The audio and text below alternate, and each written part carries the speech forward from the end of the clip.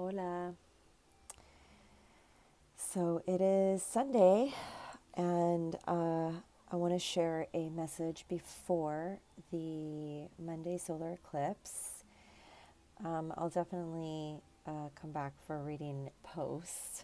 And yeah, I really want to channel some guidance for the collective. I have been receiving a lot of requests for things to do and things not to do during the solar eclipse, which ask others for how to navigate is to also check in with your own navigation system, your own heart compass, your own guidance system. And if you don't have that, then that's actually really telling as well for these types of things where it's a wake-up call that there is a need to connect to something, higher than what we connect to every day on these phones and media and things like that. So, with that being said, let's call in our spirit guides, our healing guides, and our channeling guides. And, it really, I've noticed that tarot readings, even when they are open this way, where I'm sharing it with the collective, it very much aligns when the person that is meant to hear the message is the person listening, if that makes any sense. And if it doesn't feel in alignment with you, don't try to make it fit. I'm someone that loves tarot, so I'll listen to all kinds of readings. I like to hear different ways that people read and channel, because a lot of times, some of the traditional ways of interpreting the cards, they don't really apply in some readings, and that's up to the reader's intuition. So I like to, most of the time incorporate the traditional meanings of the cards, and also, I open the channel to my guides to send me other things that I pick up.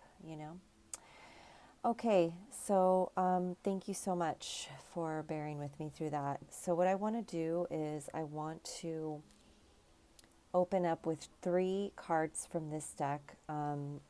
This is a new deck that I just got from Mexico, and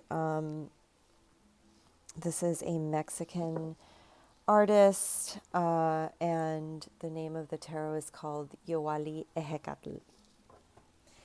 So, wait, what did I just say? Wow, it's Yowali Ehecatl.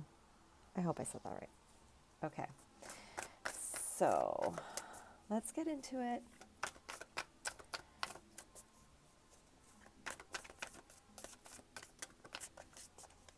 These cards are a little bigger than what I'm used to, so they're interesting to shuffle. Okay, let's see. We got El Nawal, which is equivalent to the Magician. And I'm going to do my best to pronounce these names in Nahuatl as well. And because I don't know all these cards, I'm learning, and that's why I'm using them. Tetlatla Maniliki. Tetlatla Maniliki. Manilichi? Tetlatla Maniliki. I think it's Maniliki. And Citlali la Estrella, the star. Yolo Telpocatl. This is the Page of Wands, I believe. Excuse me, the Page of Cups. Yes, okay. And this guy wanted to come in his reversal, the Magician in reversed, which is an interesting energy where it's almost like there is a reconciling, a healing, some kind of offering in regards to a misuse of power. And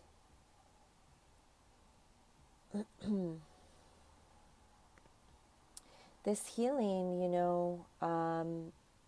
depending on, I guess, the level of unawareness of this misuse of power, will determine the energy of that star healing, the star energy, that healing that comes with that.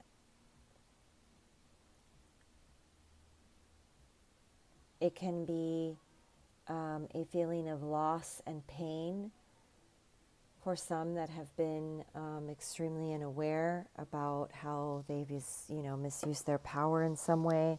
Sometimes the awakening can be powerful, something that because this energy of the eclipse is so it is very fiery, and it is, it's in the sign of Aries, which is the god of war.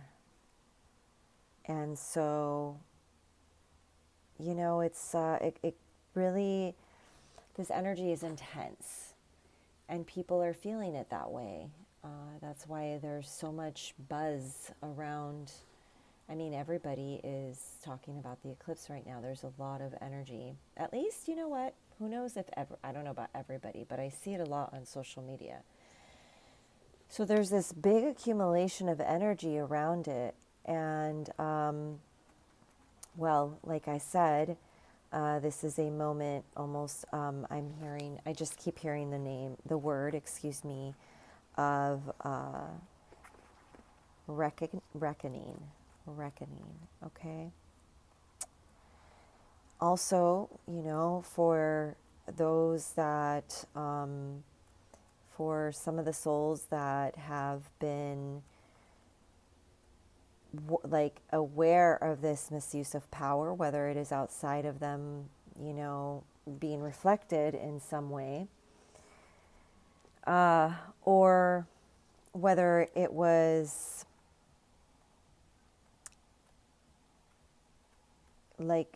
acted out on, if it was something that you participated in, then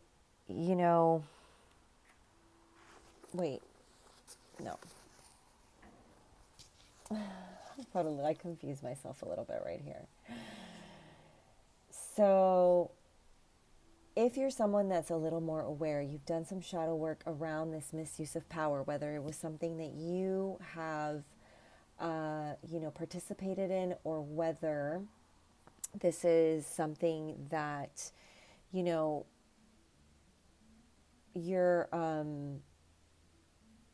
just worked on, maybe you're just more aware of this unevenness of how either some energy has been used in ways that are self-serving towards you, or that you have done, but you have reflected on this already, okay? Then for you, this time can be very, it can be very fruitful. You are in a position where you can use this energy in your favor, you can direct this energy in your favor. And either way, we have the opportunity of releasing, it's like a restart, I'm seeing, like a restart button, like a reboot. It could be used in that way as well. yesterday I was talking to some sisters, and one of them mentioned how in the wild, when there is an eclipse, all of the animals go silent. Like all the animals, just you can hear this silence on the earth. And I think that we can really use that to our advantage as well, where a lot of, interesting energies are distracted. If you can have the discipline to sit still and, you know, sit in your center and focus your energy on a divine power, whether the feeling that these connections invoke can give us a really beautiful opportunity to open our hearts in a new way, to to really receive some like heart opening downloads, some heart opening opportunities, healing, very deep healing of the heart.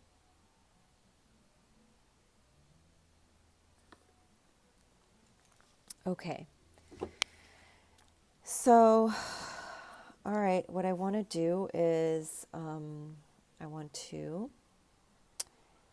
pull a few cards from the Rider White now, and I'm just opening myself up for guidance that my spirit team is open to sharing right now. Yeah, look at that. Both of those men are in a position. This is interesting. I think those came in together.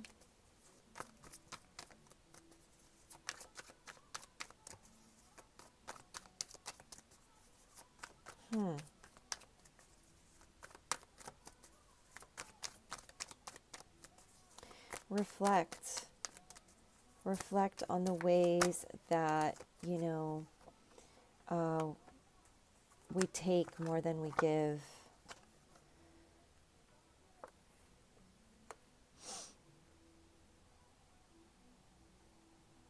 In Kabbalah, there is a exercise where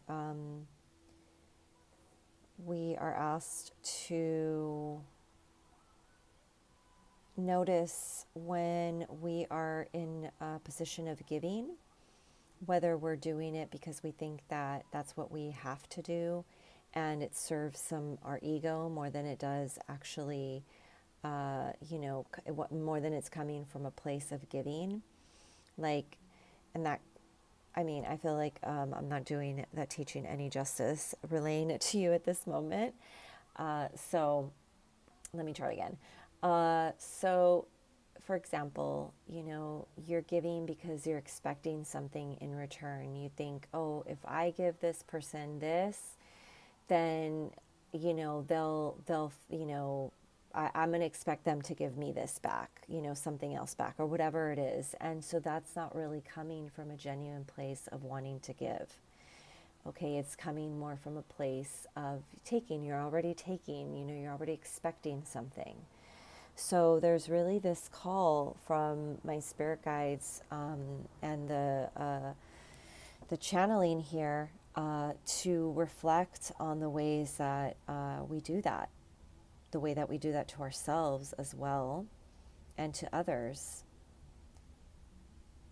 It's really this big perspective shift. It's a big awakening around how we keep from ourselves, we keep from others because of like a feeling of lack and fear, wanting to take, more than what you have contributed into some kind of situation. Even in, learning, for example, and wanting to do, let's say you're learning to do something and you want to fast forward through a course and feel like you're a master at it already. Well, to be a master at something, it requires time and energy and focus and dedication, okay? And the surrendering to that process. And it doesn't, there is no rush in trying to get to that mastery, because the real, master knows that they never really even truly master the thing.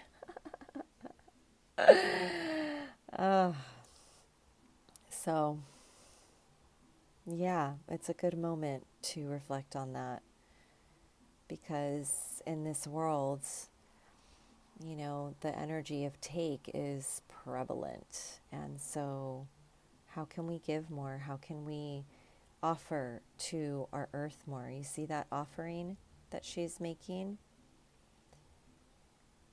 If you can, to, make an altar and make an offering, I think that that is a gesture that, at least in my ancestral lineage, was done for the women that are listening to this that still are menstruating, and you collect your menstruation blood. It is a good time to offer that to the earth.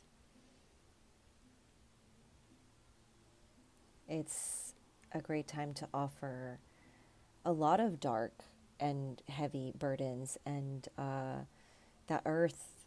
That's why we do, we talk about grounding and hugging the trees, because those dense energies that don't serve us help Mother Earth. She knows how to transmute that energy, and so she can like make it into something new.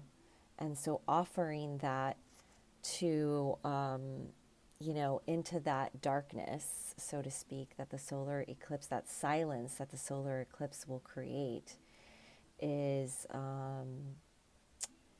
it's a big transmutation process that's available. I see here the Six of Wands.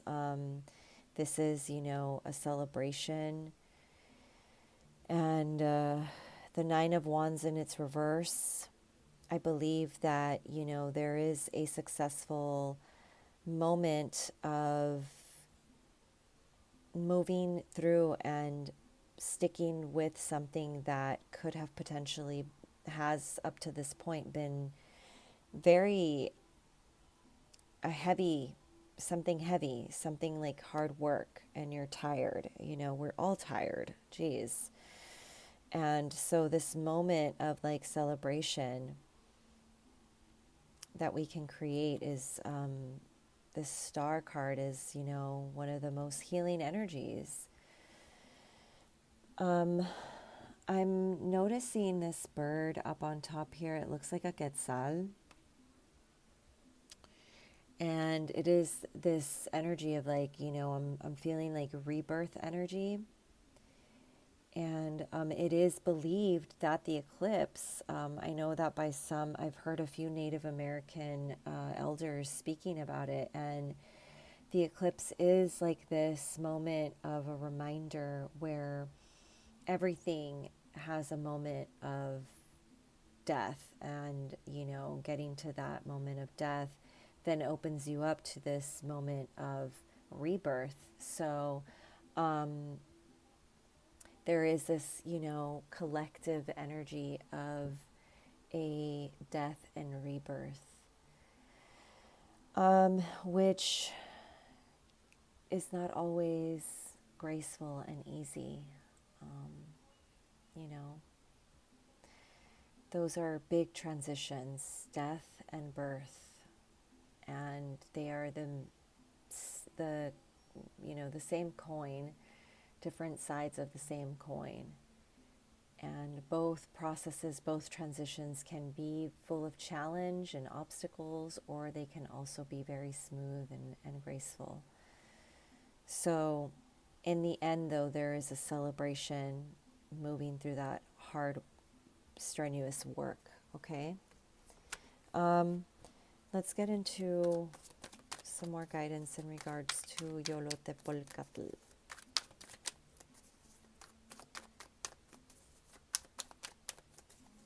The Page of Cups.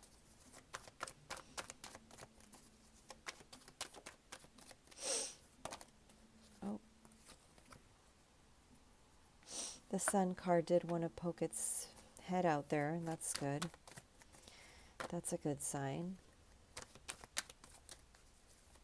I saw the Chariot too. It's another great message. Really good signs. All right, the Emperor with the Three of Swords in reversed.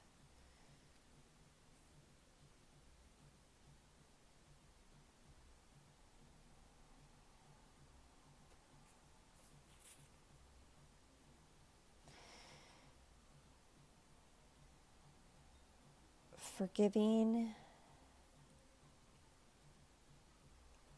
being in forgiveness, offering, like being in this state of compassion, and like an understanding of that things that you know, potentially your heart has experienced have been to create a sense of spiritual discipline. I do sense, you know, deep grief and pain that, you know, of course, the collective masculine is reconciling. You know, I think that both the masculine and feminine have been so distorted by programming and wounding. And there is this collective healing that is taking place. And first, sometimes, again, that birth process, it can be long and excruciating. And I feel here that forgiveness is, I keep feeling this sense of forgiveness, of releasing the grip of the swords around the heart, you know, letting those swords now be released energetically, so to speak. Letting it slide out now, like just, and being able to have that renewal of that reopening of the heart space, the softening of the heart that the Emperor, you know, tends to be a very strong masculine figure. And actually that is the Aries energy. So that Aries energy is coming in, you know, to take that opportunity to like to release that pain. And I mean, like I definitely feel this sense of the potential challenges that moving through that type of grief can bring up, and also a very like sweet opportunity for surrender with that star. I can't unsee the star. She's very giving and healing. Okay, so let's, I'm just going to grab a couple more cards. And base chakra, interesting. And I feel like this one's ours. Fulfillment of wishes. I want to get one more. This one. And third eye. Okay.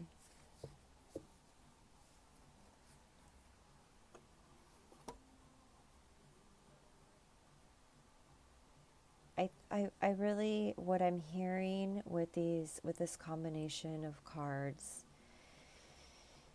is to stay focused on your groundedness. That means doing, moving slowly and mindfully throughout your day.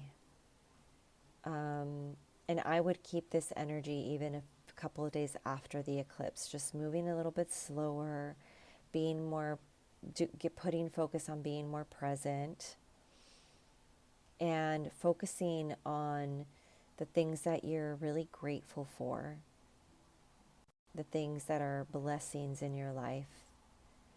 We're lucky to even have one thing. So let's, sit in that gratitude. And really envisioning, in whatever way that feels good to you, envisioning what that peaceful, harmonious, life that we all, as humans, at one point or another can agree that is what we really want. We just want to feel safe. We want to feel good in our bodies, and we want to feel the beautiful experiences of being embodied. Okay, and so keeping our vision clear. So I'm really, being guided here to talk about, your psychic space. So just be mindful of keeping good boundaries, and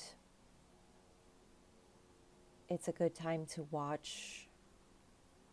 Yeah, to be mindful of what you're watching, what you watch, okay? Because a lot of things have very strong imprints in our psyche, in our third eyes. And right now, this eclipse really is like a moment, a portal. I mean, that's why a lot of elders talk about how looking at the eclipse is not actually recommended. And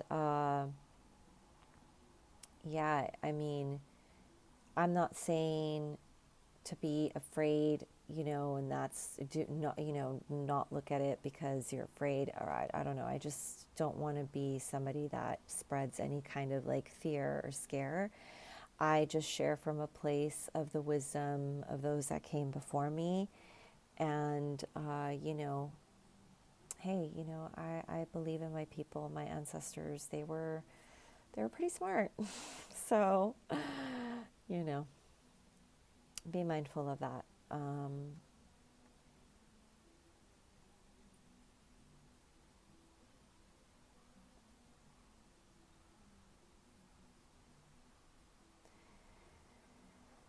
Well, I feel like